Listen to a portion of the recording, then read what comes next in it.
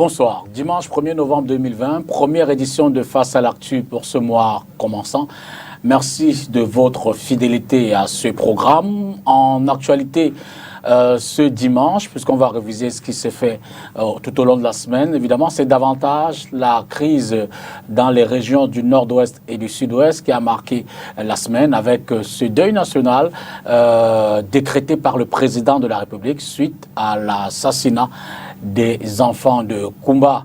Une situation évidemment qui a mobilisé la classe politique nationale avec des réactions qu'on suivra dans cette édition, sur lesquelles on reviendra, évidemment, les hommes politiques, les hommes de la société civile, mais aussi Elecam, qui a fait l'une de ses mises à jour quant aux prochaines élections régionales qui auront lieu le 6 décembre 2020.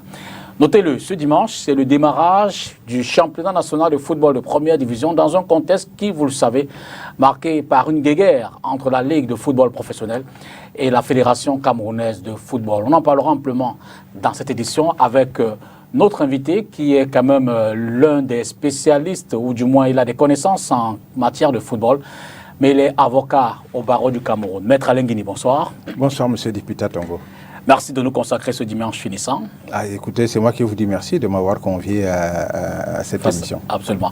Alors, je l'ai dit, vous avez été, entre autres, au milieu du football, dans la commission d'homologation des rencontres. Vous avez également suivi des questions juridiques, mais vous êtes avocat au barreau du Cameroun. Avant peut-être de commencer de parler de cette actualité-là, je vous suggère de prendre ce reportage de Makeda Aledinyotom qui revient évidemment dans ce contexte assez lourd où le championnat démarre ce dimanche entre la Ligue de football, contexte lourd évidemment entre la Ligue de football dirigée par Pierre Semengue et la Fédération camerounaise de football dirigée par Seydou Bombonjoya. Suivez plutôt. C'est sous fond de tension que la Ligue de football professionnel du Cameroun s'apprête à relancer ses activités. En effet, la Ligue annonce le démarrage du championnat national de football de Ligue 1 ce dimanche 1er novembre avec un match d'ouverture Coton Sport des Garoua contre Pantene du D au stade Omnisport Amadou Ahidjo de Yaoundé dès 18h. Sauf qu'un communiqué de la Fédération camerounaise de football signé le 26 octobre mais publié le 29 octobre convoque les arbitres le lundi 2 novembre à Yaoundé pour un recyclage en prélude au démarrage du championnat censé commencer la veille tel qu'annoncé par la Ligue. Cet imbroglio traduit à suffisance la radicalisation des deux parties qui s'opposent depuis plusieurs mois.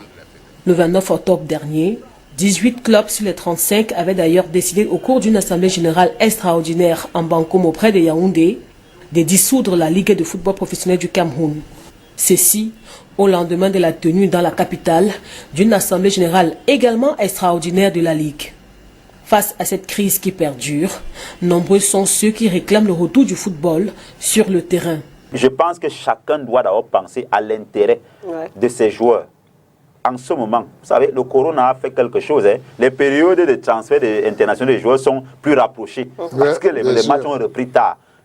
Quand ils placent les joueurs à l'étranger, c'est une plus-value pour leurs équipes. Oui. Alors, quand les enfants ne jouent pas, ils seront compétitifs comment en club de l'autre côté pour qu'ils soient vus. C'est pour un intérêt nationaliste, même l'autre jour, on parlait de nationalisme et de patriotisme. Il faut absolument que ce championnat revienne.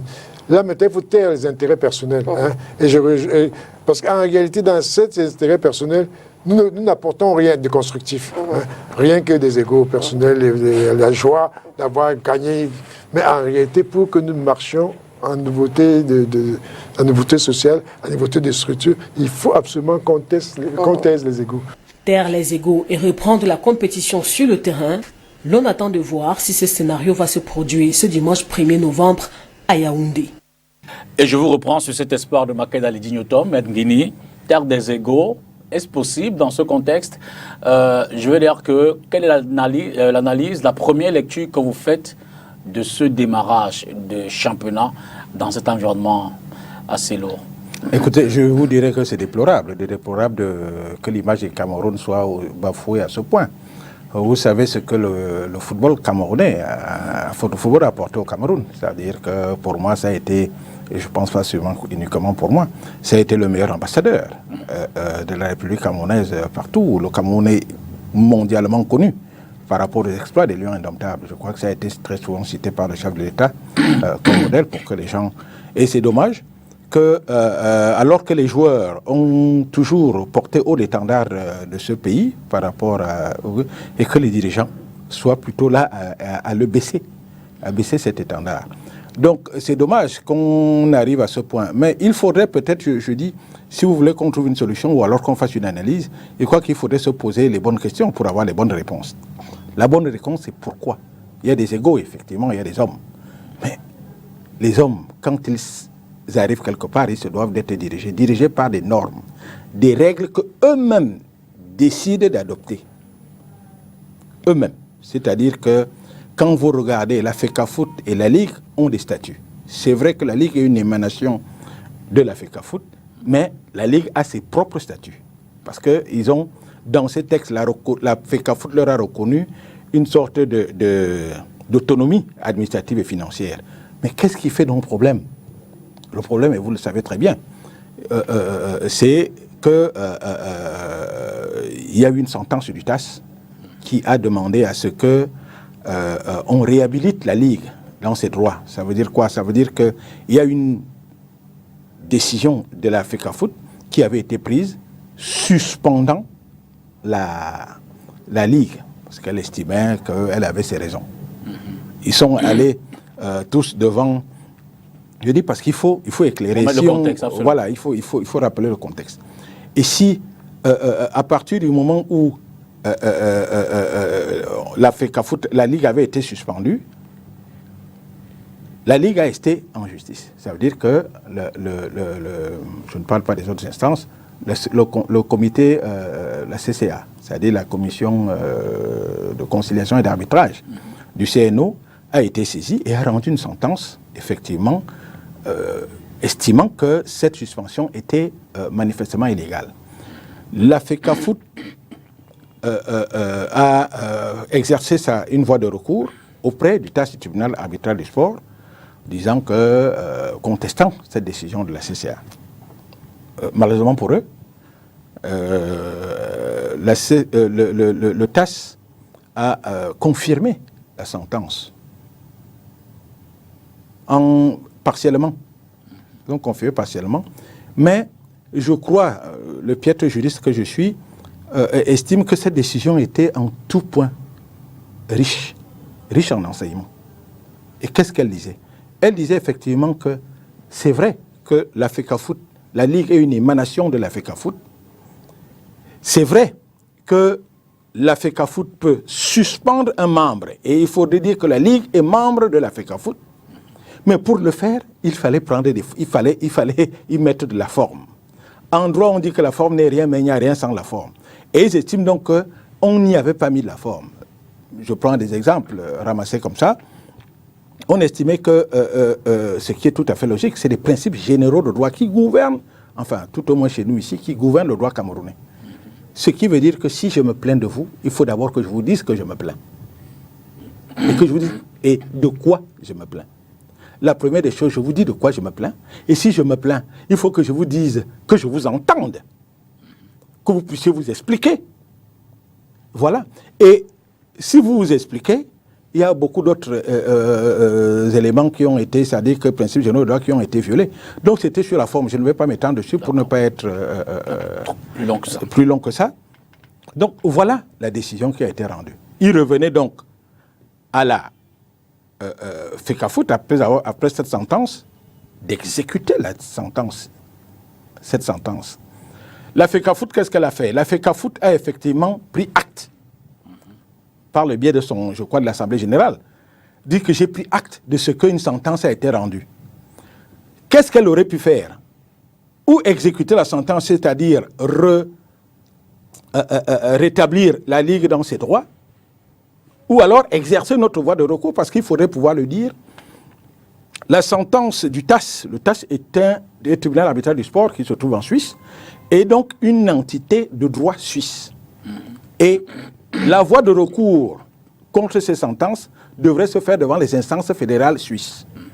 Ou vous ils sont en droit de le faire, ou si vous ne le faites pas, vous exécutez. Qui ne dit mot consent. Voilà, vous exécutez, mais vous ne donnez pas uniquement acte. Moi, j'estime, je dis le piètre juste que estime que quand vous dites que je donne acte c'est que, effectivement, je suis informé. Mais il s'agit d'exécuter. C'est-à-dire de poser un autre acte. Parce que exécuter, c'est poser un acte. Je prends un exemple pour que ceux qui nous regardent et nous écoutent soient au courant. Ça veut dire que quand, par exemple, vous êtes, il y a une décision contre vous d'expulsion. Vous ne payez pas vos loyers, on décide de vous expulser. Celui qui est bénéficiaire de cette décision vient, si c'est vous qui êtes poursuivi, vient vous servir la décision par le biais d'un huissier. Et quand vous recevez, l'huissier ne vous demande pas d'exécuter immédiatement. Quand vous recevez, vous prenez acte en disant « oui, j'ai reçu ». Maintenant, on viendra pour exécuter. Ce n'est pas parce que vous avez reçu que vous exécutez, c'est-à-dire que vous débarrassez le local, que vous occupez, vous partir. Donc c'est tout autre chose. Absolument. Et il ne faudrait pas qu'on fasse de l'esbrouf en voulant faire que j'ai donné acte et le poser acte. Pour moi, le poser acte, c'est de dire « d'accord, j'ai pris acte, mais maintenant, voilà ». Il y a un minimum de documents. C'est exactement comme quand il y a une passation de service. Absolument. Pour les fonctionnaires, c'est-à-dire qu'au moment où on vous nomme, vous prenez acte de ce qu'on vous a nommé président ou secrétaire général ou de je ne sais pas quoi. Maintenant, il faut prendre service. C'est-à-dire que celui qui était là avant vous passe les documents administratifs, financiers et autres, les clés et autres. Ça veut dire que ça, c'est le poser acte. À partir de ce moment, vous êtes investi de votre nouvelle mission. Donc, vous essayez d'expliquer que la FECAFOOT n'a pas encore montré qu'elle a posé acte en ce qui concerne la décision du tribunal arbitral du sport. Mais c'est évident. D'accord. C'est évident, il faut qu'il pose un acte.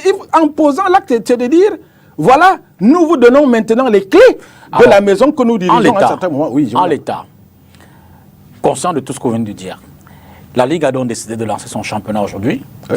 Et manifestement, la FECAFOOT n'est pas en harmonie avec cette décision-là. À quoi peut-on s'attendre? À la cacophonie.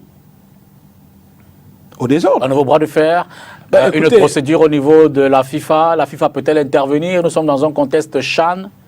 Écoutez, si la FIFA intervient, c'est la catastrophe. C'est-à-dire que on risque de nous surprendre. Et au pire, on suspend, ou alors on va désigner comme d'habitude. Je crois que ça va être la troisième fois si c'est fait. Ça veut dire qu'on va désigner un comité de normalisation, comme un autre comité de normalisation, comme avec le président, le professeur Joseph et mon confrère Api Dieudonné. Et je crois. Et comment peut-on arriver à ça? On arrive à ça quand on est devant une situation de crise. C'est les textes de la FIFA qui le disent. On a une situation de crise. Effectivement, s'il y a deux entités du football camerounais qui n'arrivent pas à s'entendre, la crise, elle est patente. Donc, la FIFA sera obligée de constater effectivement qu'il y a une crise et désignera de nouvelles personnes, de nouveaux organes, pour devoir diriger provisoirement le football en attendant que les gens reviennent à de meilleurs sentiments et qu'on se réorganise. Et si jamais la FECAFOOT, comme j'entends dire, certaines indiscrétions, si jamais la FECAFOOT suspend à nouveau la Ligue, qu'est-ce qui pourrait se passer? La FECAFOOT est en droit de suspendre à nouveau la Ligue, mais il faut pour cela, et le TAS l'a dit, il ne suffit pas de suspendre. Parce que j'entends des gens dire des choses et d'autres. On vous dit que oui, ils peuvent le suspendre. Ça veut dire que quand vous avez un enfant et que vous en êtes le géniteur, vous pouvez effectivement le sanctionner. Mais on vous dit de comment le sanctionner. Ça dit qu'il y a une forme. Oh. Si vous le sanctionnez mal, vous serez poursuivi. Ce n'est pas parce que vous mettez un enfant au monde que vous avez droit de vivre remords sur lui. On vous dit qu'il y a une manière. Parce que cet enfant, à partir du moment où il naît, il a des droits. Et ces droits-là, vous devez les respecter. Et c'est ce que la sentence du TAS dit. C'est-à-dire que vous êtes en droit de le faire. Mais seulement, et ce qu'ils ont dit de manière spécifique, c'est que les raisons que vous nous donnez pour le sanctionner sont des éléments subjectifs et pas des éléments objectifs. Apportez-nous des éléments objectifs. C'est pour dire qu'ils sont peut-être en droit de les sanctionner. Et j'espère qu'en les sanctionnant, ils auront maintenant des éléments objectifs susceptibles de faire pour que leur décision soit acceptée. Football encore, on va le dire, il y a eu cette ultime visite de la CAF, la Confédération africaine de football, cette semaine, notamment ici à Douala, une visite qui avait pour but évidemment d'évaluer le niveau d'avancement des préparatifs du CHAN, le championnat d'Afrique des Nations de football qui concerne les joueurs locaux. Cette compétition va se jouer entre le 16 janvier et le 7 février prochain. Suivez ce reportage. Après Yaoundé le 28 octobre, la ville de Douala marque la deuxième étape de la mission d'inspection de la Confédération africaine de football au Cameroun. Ce jeudi 29 octobre, la délégation conduite par le secrétaire général adjoint de la CAF, le Ghanéen Anthony Bafo, a visité les différentes infrastructures du site de Douala, retenues dans le cadre de l'organisation du championnat d'Afrique des Nations de football CHAN Cameroun 2021. La délégation, composée également des membres du ministère des Sports ainsi que ceux de la Fédération camerounaise de football, s'est rendue par exemple ici, au stade Omnisport de Bépanda.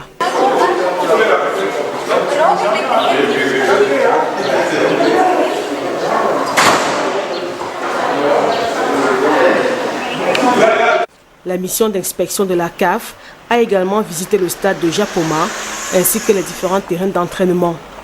Après Douala, cette mission de la CAF doit se rendre ce vendredi 30 octobre dans la région du Sud-Ouest.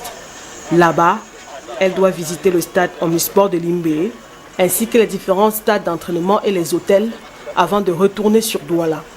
Pour mémoire, le CHAN se déroule du 16 janvier au 7 février 2021 au Cameroun. Anthony Bafoué s'est dit plus que satisfait de ce qu'il a vu au Cameroun. Maître Alain Guigny, on peut être d'accord que les infrastructures sont prêtes, mais toujours ce problème Ligue FECAFOOT qui inquiète. Oui, vous me permettez en 2-3 mots de pouvoir dire quelque chose par rapport au problème de la Ligue et de la FECAFOOT. C'est pour dire que l'instance fêtière du football au Cameroun, c'est la FECAFOOT. C'est clair. Donc c'est les patrons. Et si le football ne marche pas, ils en seront les principaux responsables et comptables, comme vous le dites. Alors, il faudrait que l'on comprenne. Et vraiment, je le dis sans aucune polémique possible, et il faudrait que l'on me comprenne enfin. J'espère qu'on va me comprendre. Les présidents, le poste de président de la FECAFOOT a une dimension politique. Parce que l'État donne une mission, une délégation de mission de service public. Il faut que tous les présidents, ceux qui étaient avant, qui ne l'ont pas toujours pas compris, et celui qui est là aujourd'hui, il faut qu'ils comprennent qu'il y a une dimension politique. Et il faut qu'ils prennent la mesure de cette dimension politique. Je le dis bien, politique, ce n'est pas au sens politicien du terme, c'est-à-dire la politique politicienne, gérer, administrer l'État. Non, c'est au niveau de la stratégie. Comprendre quelles sont les missions qui vous sont imparties. Si vous ne prenez pas ça en compte, ça veut dire que vous aurez tout faussé. Il est évident que la FECAFOOT est une entité dans le Cameroun, certes gérée par les autres. Et il faudrait pouvoir le dire. Si vous ne prenez pas ça en compte et qu'on aille à volo, comme le football va à volo, la première des choses, c'est que la personne du président ne sera plus là. C'est évident. Ça veut dire que si on met un comité de normalisation, le président ne sera plus là. Et de deux, il faudrait que, si je peux me permettre, sans être... je pense que ce président-là a intérêt à comprendre que, parce que je connais un peu le football et le milieu du football, ceux qui sont autour de lui n'ont aucun intérêt, je le dis comme ça, de manière tout à fait naïve, aucun intérêt à voir le fils du sultan Bonbon Joya être encore au-dessus, alors que son père, je le dis comme ça, de manière très naïve, et on m'excusera si je blesse certains, aucune, et je dis, et il le sait très bien, qu'on l'amène, on le conseille, on l'amène à la chute, et c'est sa personne qui ne va pas, qui ne reviendra plus. Donc, il faudrait savoir raison garder et se dire que de temps en temps, il faut savoir composer. Et composer, c'est de permettre, vraiment, vous me le permettez en 2 minutes, qu'est-ce qui coûte humainement, je dis bien humainement. La Ligue est mal gérée, c'est vrai, mais c'était pas le problème, mais c'est vrai, c'est mal géré. Mais qu'est-ce qui coûte à ces gens-là de laisser, s'il s'agit d'un problème d'homme, de ce vieil homme-là, finir 8 mois, qu'ils les finissent, je ne crois pas que le football camerounais va disparaître. Qu'ils les finissent, qu'ils finissent ces 8 mois et qu'on revienne à autre chose. Ça ne coûte rien dans l'intérêt du Cameroun. Est-ce qu'on pense un seul instant que si le championnat, le CHAN arrive et que le championnat n'est pas organisé, vous croyez, il y a quand même des gens qui peuvent prendre des décisions dans ce pays. Vous croyez vraiment que ces gens-là vous verront d'un bon œil. Je crois qu'il faudrait avoir montré patte blanche. Sinon, vous serez personnellement et humainement sanctionné. Je dis, je voudrais que tout le monde revienne à la raison, mais qu'il sache, le président de la FECAFOOT, je n'ai rien contre, au contraire d'ailleurs, je souhaite qu'il retrouve la raison et qu'il fasse pour que les choses aillent mieux. Est-ce que l'enjeu également n'est pas également ce qu'on observe souvent, immersion du gouvernement dans les questions de football? Je ne sais pas s'il s'agira d'une émission du gouvernement dans les affaires de football. Je crois que, je vous ai dit, si la FIFA intervient, c'est parce qu'il y aura crise. Ce n'est pas la FECAFOOT, ce n'est pas l'État du Cameroun qui a rendu la sentence, parce qu'il s'agit d'exécuter une sentence, et c'est les textes de la FIFA qui demandent à tous les membres de la FIFA que quand une décision est rendue par une instance juridictionnelle, que ces membres-là fassent exécuter ces décisions. Ce n'est pas l'État du Cameroun. C'est vrai que l'État du Cameroun, à un certain moment, peut s'être immiscé. Et je vais vous dire, monsieur Dipita, la sentence, ça veut dire que les résolutions prises à l'Assemblée générale organisée par la Ligue actuelle, c'est-à-dire le général Semenge, il y a des choses qui sont, à mon avis, douteuses. C'est-à-dire qu'il est anormal qu'on ait rendu une sentence. La sentence dit qu'on annule ce qui a été fait de octobre 2019 à octobre 2020. Et dans la résolution, ils réintègrent en disant que pour la bonne, je ne sais pas quelle expression ils ont utilisée, mais il est évident qu'en posant cet acte, vous causez un préjudice à d'autres et on risque de repartir. Donc c'est pour dire que les deux entités, moi je ne suis pas partisan, eux-mêmes ils agissent là, c'est une illégalité. Et je dis, j'espère que le Cameroun va retrouver, ces gens vont trouver la raison.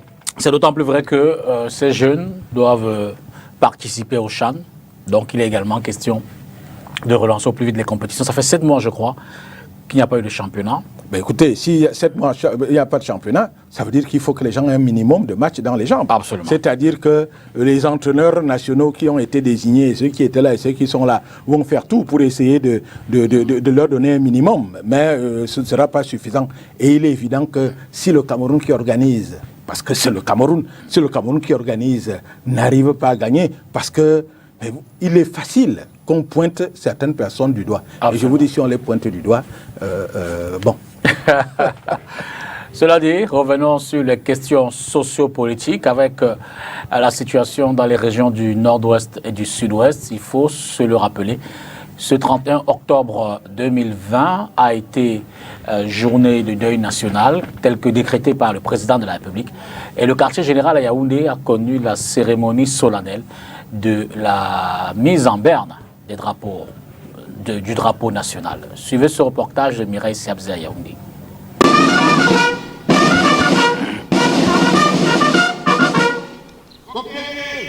C'est ici, dans la cour d'honneur de la brigade du quartier général BQG, que le ministère de la Défense se joint au peuple camerounais pour marquer l'hommage de la nation à ses élèves décédés dans des circonstances marquantes à l'école Moudar Francisca International Bilingual Academy à Kumba, le 24 octobre 2020.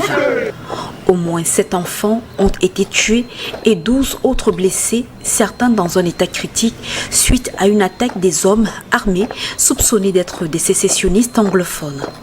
Une trentaine de minutes auront permis de dérouler ici à Yaoundé le programme de cette matinée. Levée des couleurs et mise en berne du drapeau, puis exécution de l'hymne national. Une cérémonie présidée par le ministre de la Défense Joseph Betty Assomo, en présence du secrétaire d'État auprès du ministère de la Défense, chargé des anciens combattants et victimes de guerre, Kumpa Issa, et de hauts gradés de l'armée. La journée du samedi 31 octobre 2020 est déclarée journée de deuil national sur l'ensemble du triangle national en la mémoire des victimes de l'attaque le 24 octobre 2020 du complexe scolaire Moda Francisca International Bilingual Académique de Fiango à Kumba, décrété par le président de la République Paul Biya. Il faut signaler que depuis plus de 4 ans, des groupes séparatistes et l'armée s'affrontent dans les 2 régions camerounaises du nord-ouest et du sud-ouest où vit l'essentiel de la minorité anglophone, dont une partie s'estime marginalisée par la majorité francophone du pays. La minorité anglophone représente environ 20% de la population camerounaise. L'interministériel est donc descendu à Kumba pour évidemment apporter le soutien du gouvernement aux familles des victimes et essayer de rassurer les populations quant au niveau d'insécurité qui y sévit. Suivez cet reportage. Vous n'êtes pas seul, vous êtes avec le gouvernement, le peuple camerounais et avec Dieu. Un message qui a retenti ce 27 octobre 2020 au chevet des rescapés du carnage de Kumba transférés à l'hôpital régional de Buea. La commission interministérielle, pilotée par le ministre de l'administration territoriale Paul Atangandji, a rassuré les parents des victimes de ce que l'État assurera la prise en main de l'éducation de leurs enfants. Dans la même veine, instruction est donnée par la tête de proue de la dite commission interministérielle au gouverneur de la région du sud-ouest, Bernard Okalia Bilay, de recenser toutes les personnes affectées par ce drame. C'était en présence du ministre de l'Éducation de base, Laurent Dingwa, et de Nalova Lyonga, ministre des Enseignements secondaires. Après la réunion de sécurité avec les forces de défense et de sécurité, à la préfecture de Buea, au fin de faire le point sur la sécurisation de la ville depuis la survenance de cette tuerie sans nul pareil à Kumba le 24 octobre 2020, cap est mis ensuite sur la ville de Kumba. À l'hôtel de ville du dit arrondissement, assurance est donnée aux familles éprouvées de ce que l'État mettra tout en œuvre pour mettre la main sur les auteurs de ces crimes barbares et odieux.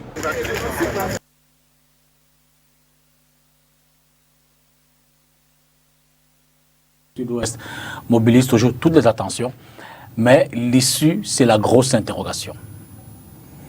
Écoutez, effectivement, l'issue, c'est la grosse interrogation et on continuera à s'interroger tant que les bons actes ne seront pas posés. C'est quoi les bons actes? Écoutez, déjà, il faut dire toute la tristesse qui est la mienne. C'est-à-dire que j'ai des sentiments mêlés. Je voudrais dire toute la tristesse qui est la mienne d'apprendre qu'il y a des êtres humains qui sont tués.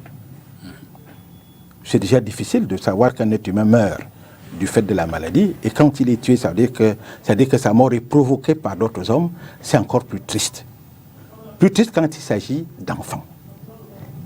Et puis, j'ai également un sentiment de dégoût. Quand vous imaginez qu'un être humain arrive, entre dans une salle de classe, où voit des enfants de 10-12 ans, tire sur eux, à balles réelles, et les découpe, je ne sais pas, ou la machette, ou je ne sais pas quoi, il y a un problème de dégoût. De dégoût non seulement de la part de ces êtres humains qui, pour moi, sont des animaux, parce qu'il faudrait, vous m'excuserez, mais pour moi, sont des animaux, mais dégoût de voir tout ce qui se passe tout autour. De dégoût de voir cette vaste hypocrisie. Excusez-moi, je ne suis pas un politicien, donc je parlerai avec toute ma liberté. Toute cette vaste hypocrisie qui se fait tout autour. Qu'on s'étonne que on en soit arrivé là, alors que tout est organisé pour qu'on arrive là. Je dis bien, tout le monde, tout le Cameroun, moi en premier. La question est de se poser pourquoi on est là. On vous parlait de guerre de Nozo. Nozo, c'est quoi? Parce que si les gens, tout le monde essaie de faire de la politique, à dire les choses à demi-mot, parce qu'il faut faire bien, dire des bonnes choses parce qu'on ne soit pas... On n'y arrivera pas.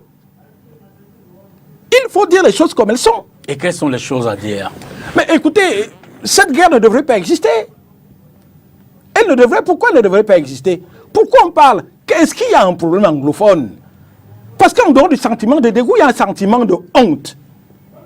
Moi, je vous dis, j'ai honte de savoir que moi, Camerounais, mes frères et moi, que je commence à me dire que je suis francophone et que vous êtes anglophone. J'ai honte.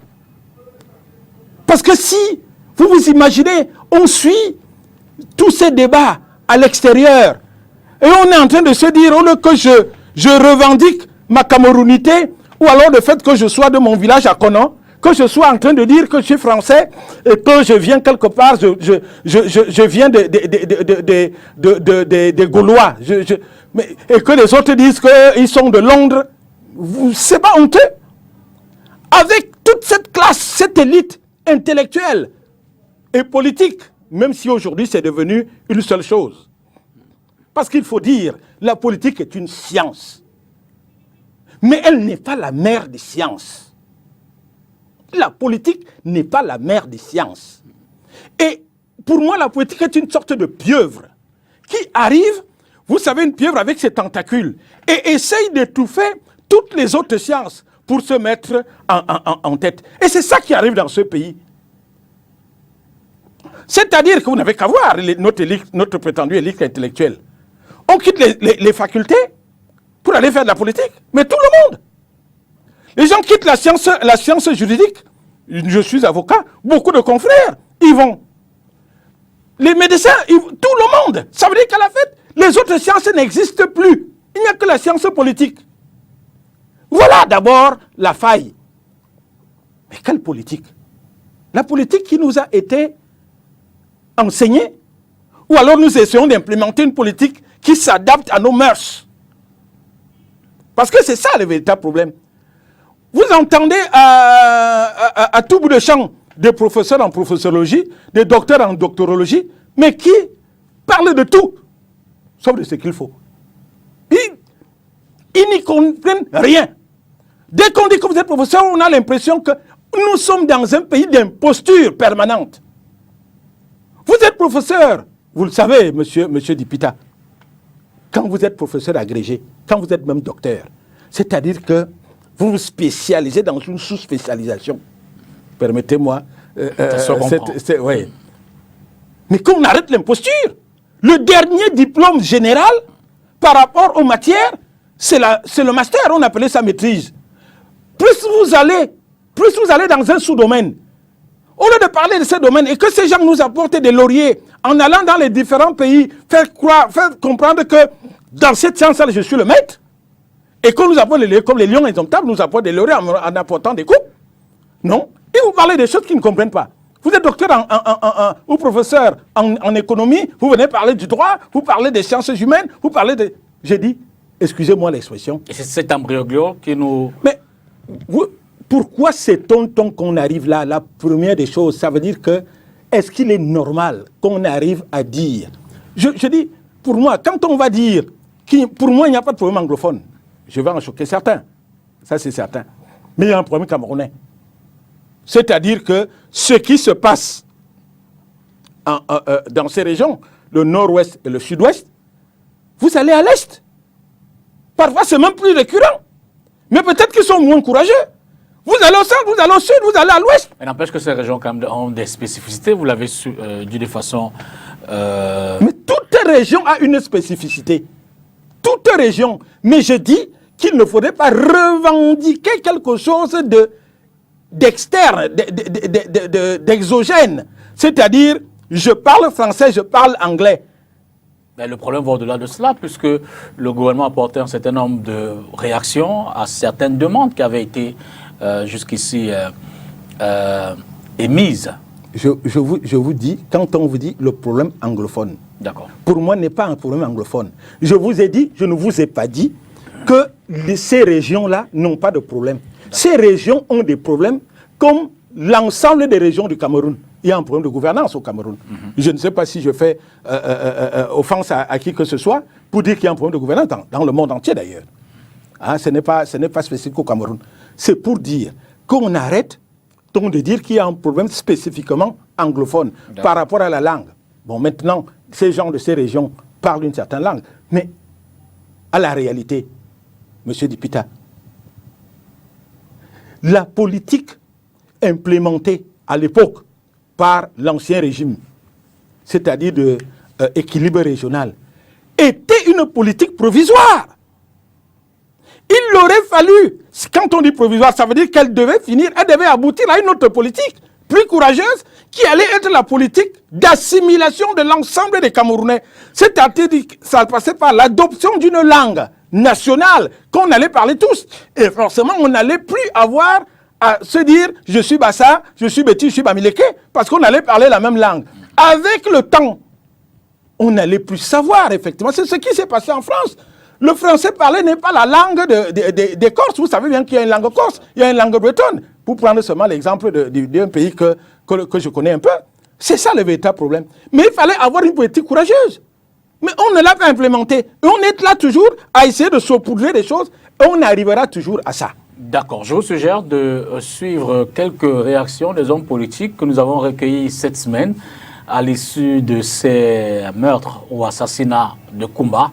Maître Akeremouna, le professeur Maurice Kamto, Kawala, le Redac et bien d'autres ont réagi au micro de nos reporters.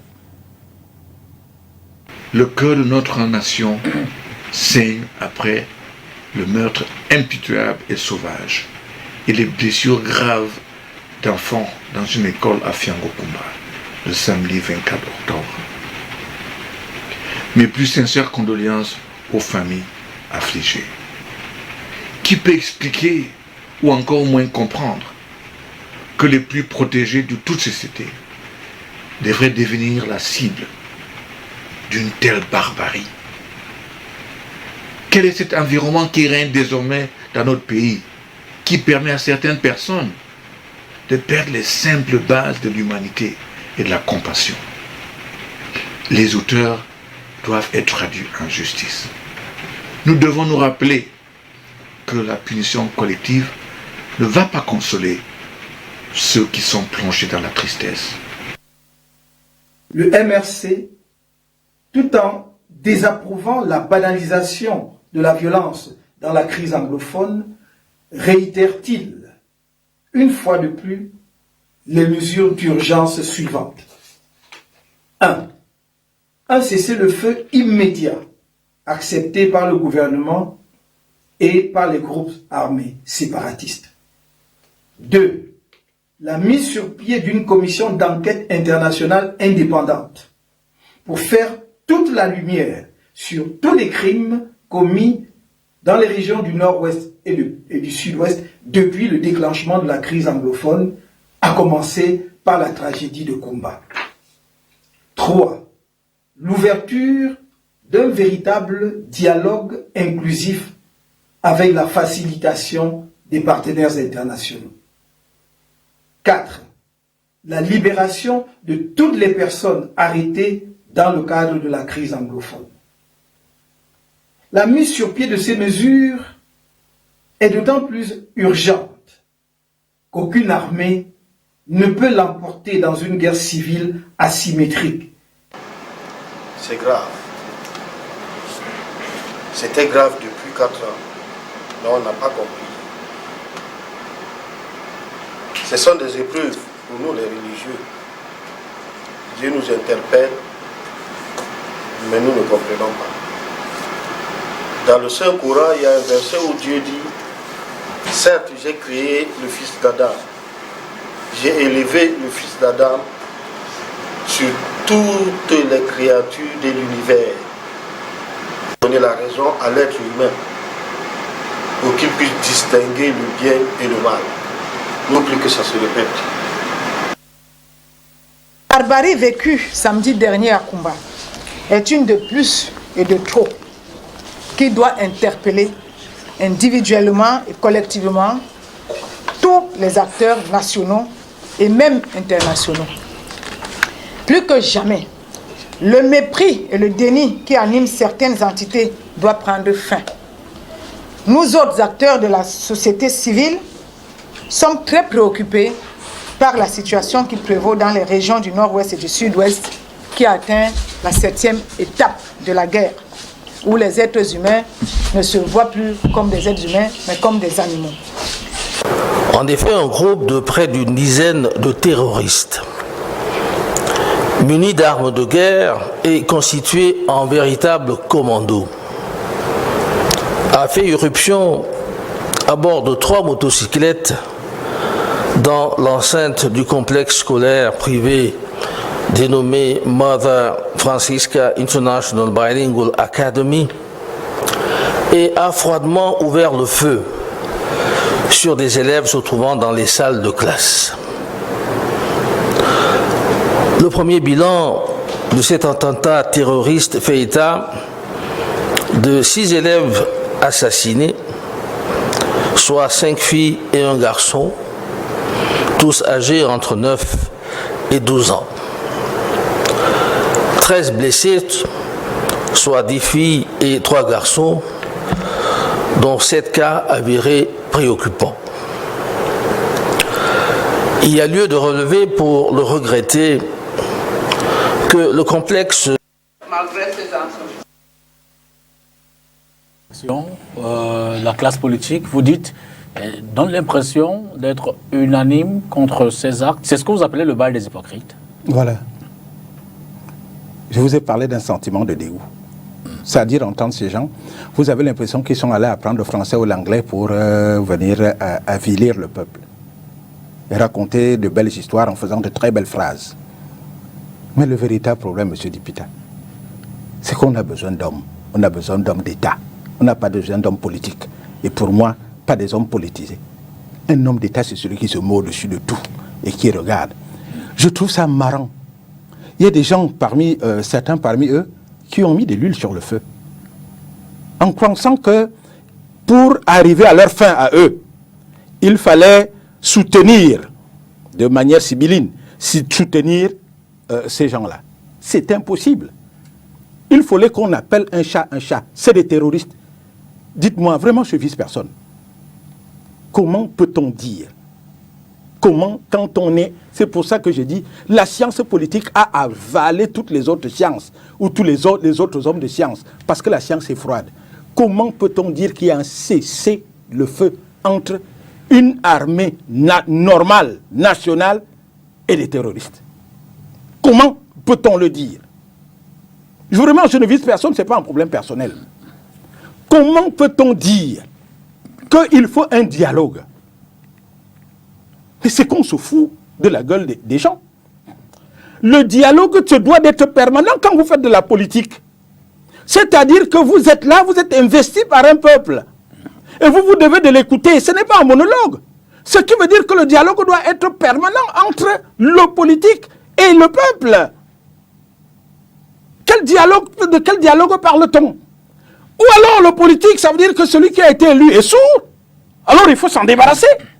Mais pour s'en débarrasser, comment on fait? Est-ce qu'il faut faire la guerre pour cela? Je dis non. Voilà les règles, c'est les règles que nous avons décidé de nous attribuer. C'est-à-dire la Constitution. Maintenant, M. Dipita, il faudrait que l'on le dise. S'il s'agit de la forme d'État.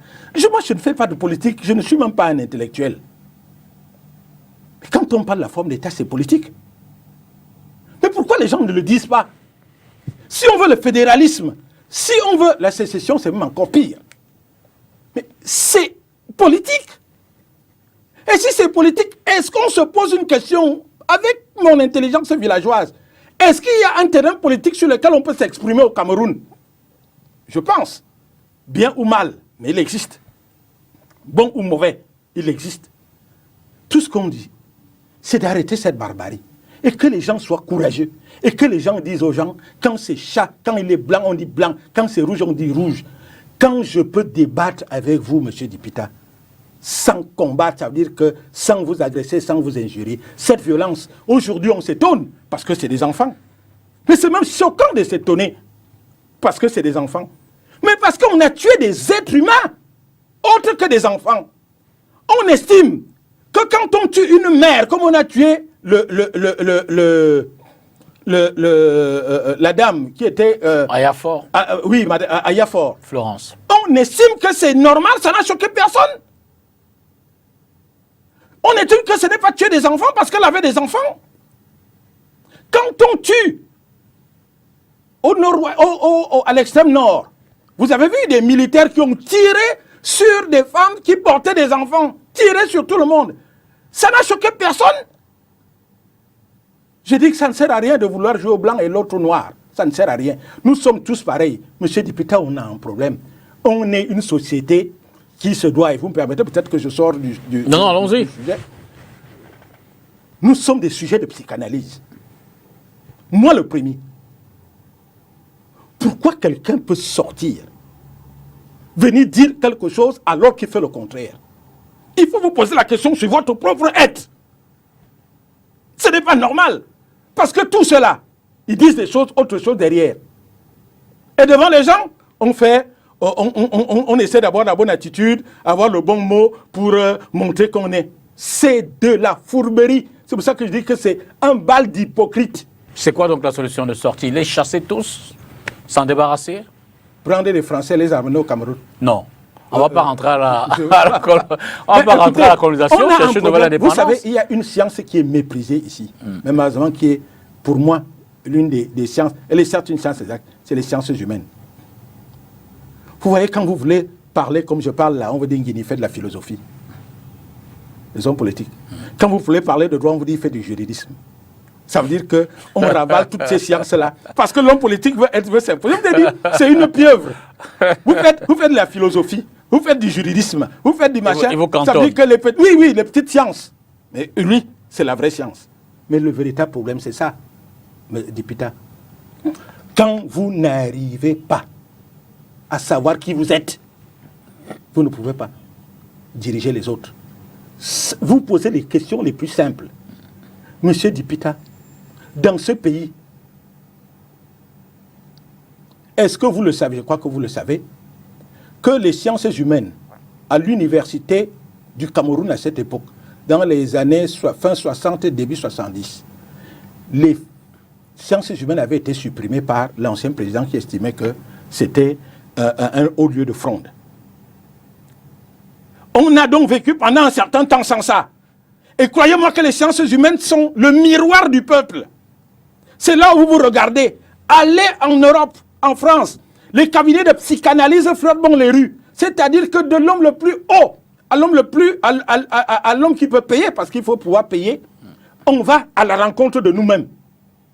Quand vous n'allez pas à la rencontre de vous-même et que vous croyez que le verbe avoir est plus important que le verbe être, parce que c'est ça la réalité. Ces gens, ils veulent être. Ils se pavanent sur les plateaux de radio, de télévision et dans les meetings. En fait, il faut leur poser la question, c'est pourquoi. Vous savez, c'est marrant. Quand vous voyez un Camerounais commencer à faire des dons à gauche, à droite, vous dites-vous, qu'est-ce qu'il y a derrière? Vous allez voir. Il y a les télés, on va prendre Stevie, on va prendre machin et tout. Vous verrez. Prochaines élections, il sera candidat ou à la mairie ou à la députation. C'est trop facile. Dans ce contexte, le président de la République a donc décidé d'organiser les élections le 6 décembre 2020. Et à ce sujet, une délégation de l'ECAM, conduite par Dorothy Ndiema, membre de cette instance électorale, a parcouru quelques localités du pays et s'est arrêtée à Douala. Reportage. Malgré ces insuffisances, je crois que... C'est cette salle de la mairie de Douala qui a accueilli ce lundi matin 26 octobre la concertation entre les membres d'Election Cameroun et les différents acteurs impliqués dans le processus électoral basé dans le département du Vouri, région du littoral. À l'approche des élections régionales, Elecam affirme qu'il est important de partager les informations pratiques avec tous les acteurs, malgré la participation timide de ceux-ci aux échanges du jour. Rencontre avec les autres acteurs concernés par ces élections pour partager les informations sur les modalités pratiques de ce scrutin. Bon, je m'attendais à beaucoup plus de questions, mais s'il n'y a pas de questions, ça veut dire que les uns et les autres sont satisfaits et que le scrutin va bien se dérouler. La rencontre de ce lundi a permis à Elecam de mettre un accent sur les attentes vis-à-vis des chefs traditionnels, désormais élus par leur père. On a voulu leur faire comprendre qu'ils doivent être absolument sérieux et faire le travail de façon propre. Mais que si jamais l'élection ne leur est pas favorable, qu'ils ne fassent pas de désordre parce qu'ils sont des personnes sacrées. Ils doivent respecter le verdict des urnes. Si les participants félicitent la démarche de l'ECAM, certains regrettent l'accès difficile des candidats aux conseillers municipaux. Rien ne nous garantit que ceux de notre parti, par exemple, auront un libre accès à tous les conseillers municipaux qui sont chargés de les élire. Nous aurions souhaité qu'ils soient aménagés des espaces de concertation et de dialogue où les candidats pouvaient s'exprimer librement et s'adresser directement aux conseillers municipaux. Après le Vouri, Elecam compte organiser les rencontres similaires dans les autres départements du littoral avant le 6 décembre, date des élections régionales. Convaincu que ces élections régionales ouvrent la porte de sortie, ou du moins restent parmi les pistes de résolution de ces crises dont on parlait tout à l'heure. Effectivement, ça peut être, ça c'est leur avis, ça peut être effectivement... Que vous ne partagez pas. Mais moi je pense qu'il y a un problème de fond et je vous l'ai dit. Je fais de la philosophie, je préfère la faire. J'ai l'impression qu'on déplace un problème. C'est-à-dire qu'on centralisait et il y avait un groupe de personnes qui étaient maîtres de tout pour déplacer vers un autre endroit, vers d'autres Camerounais qui sont formés dans le même moule que ceux qui étaient là et qui fonctionnent de la même manière et qui, à leur point, centraliseront aussi. Et celui qui se trouve au département, celui qui trouve l'arrondissement, on déplace un problème. Et je crois que c'est ça, il faut se dire la vérité. Je vous le dis. Je prends un exemple. Le président Biya, pour ne parler que de lui, est là depuis, je crois, 37, 38 ans. Il a fait, je crois, vous êtes plus spécialiste que moi, au moins 33 ou 34 remaniements et réaménagements. Ça veut dire que quand on fait un remaniement, ça veut dire qu'on change au moins une personne, au moins. Absolument. Voilà, ou un réaménagement, au moins une personne. Ça veut dire que si on fait un ratio, il y a un remaniement au moins chaque année. Ça veut dire qu'il n'a toujours pas trouvé la personne. Ça veut dire que le Camerounais se ressemble. Je vous le dis, M. Dipita, quand le président Ahidjo était au pouvoir, ceux qui étaient là pour la plupart étaient dans les amphis à professer. Ou ils recevaient ce qu'on disait, ou alors ils professaient. Il n'y a qu'à faire, il faut qu'on... Parce qu'il y avait les Akassous qui ne savaient pas à peine parler français, machin et tout. Et ils ont cru qu'un être accompli est un être qui a des diplômes. Ils sont arrivés. C'est à vous de faire le bilan. C'est pour comprendre qu'un homme, ça ne suffit pas. Nous ne sommes pas assez exigeants vis-à-vis de nos hommes politiques. Entre 8 ans, le 6 novembre d'ailleurs, ce sera la semaine prochaine. Voilà. Sait-on jamais, peut-être que le président passait le temps à changer les autres et le moment est peut-être venu pour lui de trouver la solution au sommet, se changer. Je ne sais pas, il ne va pas se changer seul. Ben vous allez vous changer seul. Il ne va pas se changer seul. C'est pour ça qu'on demande... Le peuple a choisi. Pardon? Vous dites que le peuple a choisi? Mais le peuple se doit de choisir. C'est pour ça que je dis qu'il est normal que... on a décidé de fonctionner de cette manière. Je dis que nos savants auraient pu initier une autre forme de politique, c'est-à-dire une autre manière de voir. Vous savez, on ne fonctionne pas en Chine comme on fonctionne en France. On ne fonctionne pas en Corée comme on fonctionne en Italie. Ainsi de suite. S'il faut que l'on conçoive quelque chose, que nous soyons nous, quelque chose qui s'adapte à nous. Et on a baissé les bras. C'est pour ça que j'en veux à la classe politique et à la classe intellectuelle, à l'élite intellectuelle, qui est là et qui se contente d'être français ou anglais. C'est ça le véritable problème. Et évidemment, quand vous savez, je termine par là, Monsieur Dipita, vous avez inventé, je peux dire, des lunettes. Comment porter des lunettes? Vous avez inventé le process. Vous comprenez?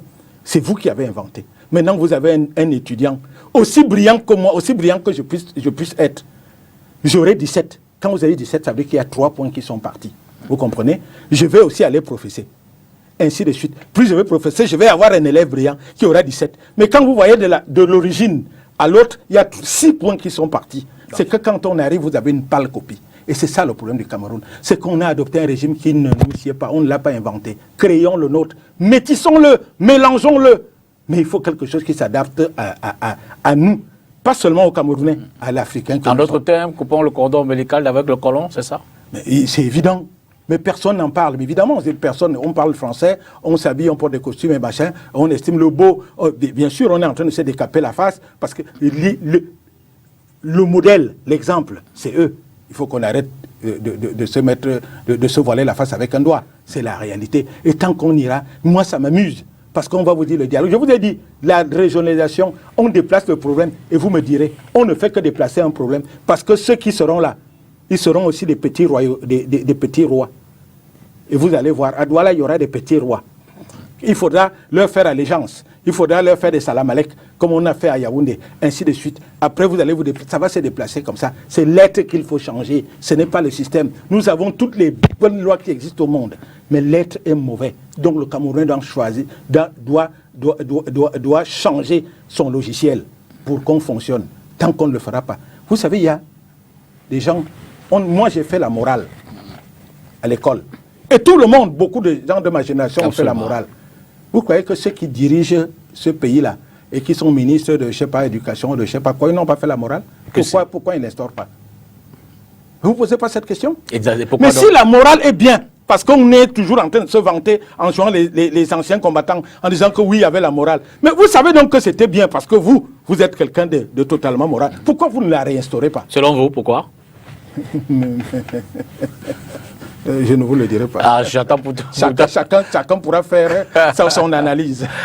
Maître Alain Guini, merci de vous être arrêté ici ce dimanche. C'est moi qui vous remercie de m'avoir permis d'exprimer ce que je peux ressentir. Peut-être que ça n'a pas été fait dans les formes. Je suis un sanguin. Les gens ont dû s'en apercevoir. Je suis un sanguin. J'espère n'avoir pas blessé certains.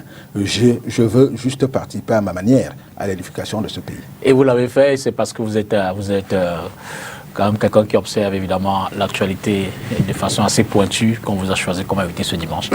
Merci vraiment d'avoir contribué à cela. Merci à vous à la maison d'avoir regardé cette autre édition de Face à l'actu. Demain, c'est lundi, une nouvelle semaine commence. Bonne semaine à vous et à dimanche.